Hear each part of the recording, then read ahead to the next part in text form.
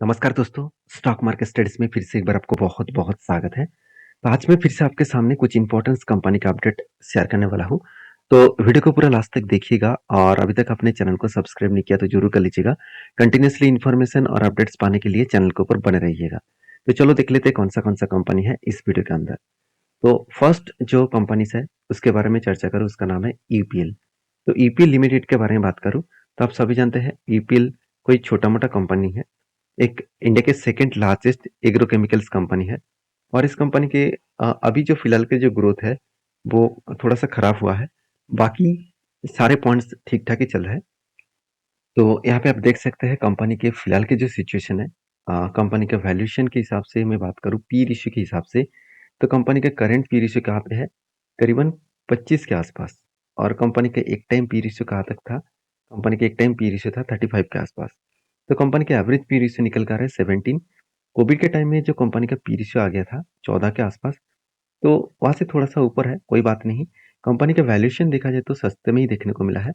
और price to book value के हिसाब से बात करूँ तो कंपनी का प्राइस टू बुक वैल्यू एकदम कम है। मतलब कंपनी की एक time price to book value था करीबन 5.7 के आसपास और आज प्राइस टू बुक वैल्यू कहाँ पे है, करीबन 1.3 के आसपास। तो सोचिए अभी तक कितना लंबा जर्नी करना बाकी है। तो आज नहीं तो कल वो इस लेवल को तो टच करने के लिए ऊपर जाएगा ही जाएगा। तो इस तरीके से सिचुएशन बनता हुआ देखने को मिले। हाँ, फिलहाल के लिए कंपनी का क्वार्टरली जो रिजल्ट है वो उतना खास नहीं है और कंपनी का लॉसेस भी हुआ है, जिसके चलते कंपनी के ऊपर लगातार एक गिरावट का माहौल देखने को मिला है।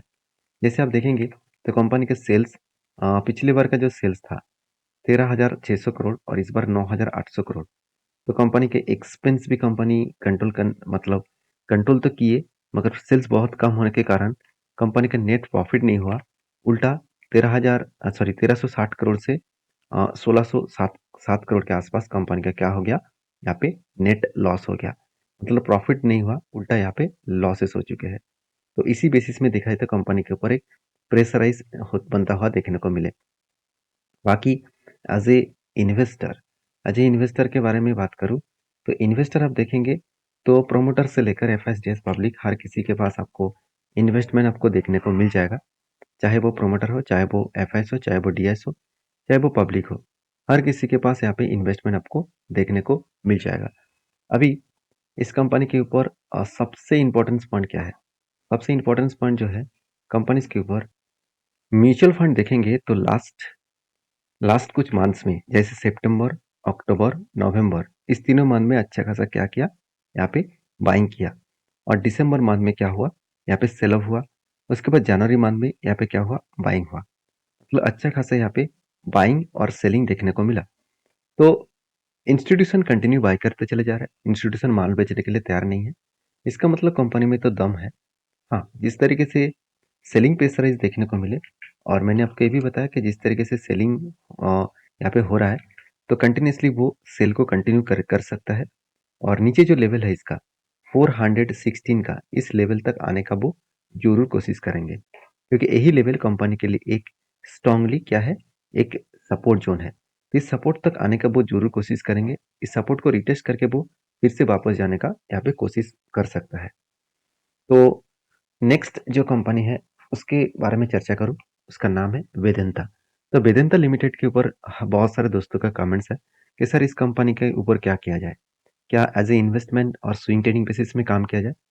देखिए, मैं खुद के ओपिनियन आपके साथ शेयर कर सकता हूँ। वेदांता के ऊपर मेरा आज तक भी कोई भी एज ए होल्डिंग पीरियड में कोई भी लॉन्ग टर्म के लिए कोई होल्डिंग नहीं है। हाँ, मैंने एक दो बार इस कंपनी के ऊपर एज ए स्विंग बेसिस में ट्रेड भी लिया, मगर होल्डिंग आज तक नहीं किया। क्यों? क्योंकि इस कंपनी के अंदर बहुत ज़्यादा नेगेटिव न्यूज़ है, बहुत सारा रिपोर्ट भी आता रहता है। साथ ही साथ कंपनी जो मैनेजमेंट है वो कुछ बहुत सारा इस कंपनी के ऊपर बहुत ज़्यादा झोल भी किया है। जैसे कंपनी के डिविडेंड 37%। कोई भी ऐसा कंपनी नहीं दिखेगा जो इतने बड़े कंपनी होने के बाद 37% के आसपास डिविडेंड दिया हो। आप एक भी कंपनी मुझे फाइंड आउट करके दिखा दीजिए कि 1 लाख करोड़ का कंपनी है, लार्ज का ब्लू चिप टाइप कंपनी है और जिसका डिविडेंड 37% है। तो 37% डिविडेंड देने के पीछे जो कारण है, जो चक्कर है, उसके ऊपर मैंने डिटेल से एक वीडियो बना के आपको शेयर किया हो। जाकर उस वीडियो को जरूर देखना। मेरे प्लेलिस्ट में जाकर वेदांता सर्च करना, तो वहाँ पे आपको एक वीडियो दिखेगा, तो डिटेल्स में एक वीडियो दिखेगा। उस वीडियो में के अंदर मैंने पूरा का पूरा डिस्कशन कर चुका हूँ कि वेदांता ने इतनी होल्डिंग क्यों रखा। देखिए, लोग मुझे ज़रूर कमेंट्स करते रहता है, सर इस कंपनी को आप खराब बोल रहे हैं। देखिए, मैं कोई कंपनी को खराब नहीं बोल रहा हूँ। मैं कंपनी के ऊपर मेरा ओपिनियन नेगेटिव है, क्योंकि कंपनी के सेल्स अच्छा होने के बाद भी, एक्सपेंस कंट्रोल करने के बाद भी, नेट प्रॉफिट भी मान लेता हूँ पॉजिटिव है, सब कुछ ठीक-ठाक होने के बाद भी मैं इस कंपनी से दूर रहता हूँ। हाँ, ट्रेडिंग पर्पस में ज़रूर देखता हूँ, क्योंकि कंपनी के सेल्स का ग्रोथ तो ठीक है, प्रॉफिट ग्रोथ में कुछ खासियत नहीं है और रिटर्न भी कुछ खास नहीं दिया और रिटर्न ऑफ इक्विटी भी बहुत शानदार देखने को मिला।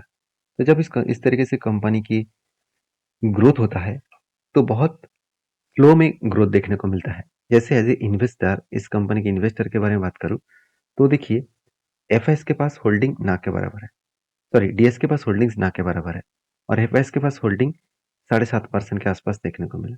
मतलब इंस्टीट्यूशन के पास होल्डिंग अच्छा खासा है और बाकी प्रोमोटर के पास होल्डिंग्स जो है वो सबसे ज़्यादा होल्डिंग 63% है और सबसे इम्पोर्टेंट पॉइंट है, प्रोमोटर ने पूरा के पूरा पैसा क्या किया, प्लेजिंग रख दिया, मतलब गिरवी रख दिया। तो जब खुद के शेयर को गिरवी रखकर पूरा पैसा उठाकर काम कर रहा है, तो कल जाके मान के चलिए कंपनी कर्जा मिटा नहीं पाए, तो उसके बाद तो कंपनी का हालत ही खराब हो जाएगा। तो कंपनीज के ऊपर अगर बैलेंस शीट को देखूं, तो यहाँ पे आपको बोरिंग्स देखिए 75,000 करोड़ के आसपास देखने को मिलेगा, जो कंपनी के हाथ में रिजर्व उतना ज़्यादा नहीं है। हाँ, मान लेता हूँ कंपनी का फिक्स एसेट ज़्यादा है। अभी देखिए, इस कंपनी के ऊपर जो टोटली सीपी सॉरी CWIP है, तो उनमें टोटल कंपनी इस बार बिजनेस के ऊपर इन्वेस्ट किया 19,000 करोड़ के आसपास। तो कुछ पॉइंट्स कंपनी के पॉजिटिव दिखेगा, कुछ पॉइंट वीकनेस भी है और एज ए इन्वेस्टर तो मैं पहले बोल चुका हूँ। अभी चलो देख लेते हैं कंपनी के टेक्निकली चार्ट पैटर्न्स क्या बोल रहा है। देखिए, बहुत दिनों के बाद कंपनी के ऊपर एक पैटर्न क्रिएट हो रहा है, वो कुछ इस तरीके से पैटर्न्स बनने जा रहे हैं, कप विद हैंड पैटर्न्स का। तो लंबा देखिए, लंबा जर्नी होने के बाद कंपनी के ऊपर क्या हुआ, एक बिग फॉल हुआ और यहाँ पे स्ट्रांगली एक क्या बना, सपोर्ट बना, क्योंकि यही लेवल कंपनी के लिए पहले भी सपोर्ट बना था, उसके बाद ऊपर गया, फिर से एक बार सपोर्ट बना, ऊपर गया, फिर से एक बार सपोर्ट बनाकर ऊपर जा रहा है। अभी देखिए, मजेदार बात यही है कि कंपनी के ऊपर यहाँ पे एक रेंज में ड्रॉ करके रखा हूँ। इस रेंज जो स्ट्रांगली इसका रेजिस्टेंस बना था, उस रेजिस्टेंस को फाइनली यहाँ पे क्या हुआ, ब्रेकआउट किए। तो ब्रेकआउट किया, दो तरीके से ब्रेकआउट देखने को मिले। पहली बात, आप ध्यान दीजिएगा, यहाँ पे जो ब्रेकआउट हुआ, वो यहाँ पे इतने दिनों का जो रेजिस्टेंस था उसको ब्रेकआउट किया। दूसरी बात, 200 डेज ईएमए को भी ब्रेकआउट किया और यहाँ पे देखिए एक पैटर्न्स भी कंप्लीट हुआ, जो कप विद हैंड पैटर्न्स बन रहा है। तो कप विद हैंड पैटर्न्स बनने के बाद यहाँ पे अगर ब्रेकआउट हुआ, तो एक बड़ा सा लंबा सा धमाका आपको देखने को मिल सकता है, जो करीबन ये जो रेंज है, इस रेंज को अगर मैं मार्किंग करूँ, तो कितना टारगेट मिलने का चांसेस है। अगर ब्रेकआउट करे, उसके बाद अगर अपर साइड में गए, तो 27% के आसपास टारगेट मिलने का चांसेस है, जो प्रीवियस हाई लेवल के नीचे है। जो इसका गैपिंग लेवल है, उस गैपिंग लेवल से नीचे आपको देखने को मिलेगा। तो पॉसिबिलिटी ज़्यादा है टारगेट अचीव करने का, बाकी देखा जाएगा क्या होने वाला है। तो नेक्स्ट जो कंपनी है उसके बारे में बात करूँ, उसका नाम है डीएलएफ।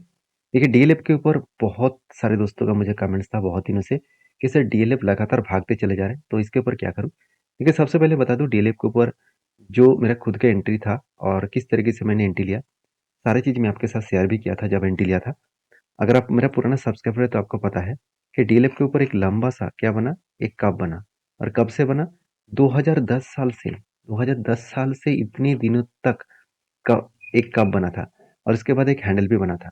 और मुझे बहुत सारे दोस्तों ने कमेंट किया, सर 2010 साल से 2023 तक, मतलब एटलीस्ट 13 साल, 13 साल में जो पैटर्न क्रिएट हुआ, क्या वो टारगेट होने में भी 13 साल लग जाएगा? मैं पहले बोल चुका हूँ, बिल्कुल नहीं। 1-2 साल के अंदर अंदर ही वो टारगेट आपको मिल जाएगा। आप देख सकते हैं कितना शानदार तरीके से धमाका परफॉर्मेंस किया। क्यों? क्योंकि देखिए, कोई भी रेंज अगर बन जाते हैं, उस रेंज को जब भी ब्रेकआउट करते हैं, तो हर कोई व्यक्ति, हर कोई इंस्टीट्यूशन उस जगह पे एंट्री ले लेते हैं और ज़्यादा लोग एंट्री लेने के कारण वो एक मैसिव जंप आपको देखने को मिल जाएगा। तो डीएलएफ के ऊपर जो टारगेट हुआ, वो कितने दिन में हुआ? जो एंट्री लेवल्स था, उस एंट्री लेवल से टारगेट तक मैं देखूँ, तो ऑलमोस्ट 263 डेज, मतलब कंपनी 8 मंथ, 8 प्लस मंथ आप बोल सकते हैं। तो 8 मंथ के अंदर अंदर ही कंपनी 82% का रिटर्न दिया। कोई छोटा मोटा रिटर्न है क्या? 8 मंथ में 82%, ऑलमोस्ट आप डबल के नजदीक बोल सकते हैं। तो सोचिए कितना बड़ा धमाका कंपनी के ऊपर किया गया है। तो कंपनी के ऊपर मैंने क्यों टेल लिया वो भी आपको बता दूं। कंपनी के क्वार्टर रिजल्ट देखेंगे तो सेल्स में कोई भी कमियां देखने को नहीं मिला था। जब एंट्री मिला था मुझे डीएलएफ के ऊपर, तब टाइम पीरियड कौन सा था? तब टाइम था मई मंथ में मैंने एंट्री लिया था। तो मई मंथ के अगर डेटा देखो, मई अप्रैल मार्च अप्रैल में, हाँ जून का क्वार्टर आपको देखना चाहिए। तो जून का जो क्वार्टर था उस टाइम देखिए सेल्स देखिए, कंटिन्यूसली सेल्स को मेंटेन करने के बाद प्रॉफिट भी उस बार ठीक ठाक ही चल रहा था। मतलब जून का क्वार्टर में पिछले जून का क्वार्टर दिखा दूं तो अच्छा खासा प्रॉफिट ग्रोथ हुआ था। और उस टाइम में कंपनी का रिजर्व भी अच्छा खासा ग्रोथ हुआ था। कंटिन्यूसली रिजर्व भी बढ़ा और कंपनी का बोरिंग्स थोड़ा सा कम हुआ, थोड़ा सा मतलब बहुत कम हुआ। जो पहले 22,000 25,000 करोड़ का हुआ करता था वो बोरिंग्स एकदम कम हो गया। तो जिसके चलते कंपनी के ऊपर एक बिग पॉजिटिव मुझे सिचुएशन देखने को मिला और जिसके कारण मैंने एंट्री लिया।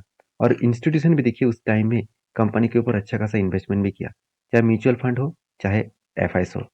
तो यही सारे कारण की वजह से मैंने टेल लिया और शानदार तरीके से यहाँ पे टारगेट को भी वो अचीव किए। तो कहने का मतलब है अगर आपको कंपनी के ऊपर सारे डेटा ठीक ठाक लगे और कंपनी के ऊपर अगर भरोसा है क्या इस सेक्टर का ग्रोथ होने वाला है, तो जरूर उस कंपनी के ऊपर फोकस रखिएगा। बाकी आपके क्या ओपिनियन है जरूर कमेंट्स करना। और ये वीडियो टोटली एजुकेशन पर्पस में है, कोई भी मेरे तरफ से बाय एंड सेल का रिकमेंडेशन नहीं है। काम करना है तो आपके जो एडवाइजर है उसके साथ बातचीत करके काम करिए। मिलते हैं नेक्स्ट वीडियो में, तब तक के लिए धन्यवाद।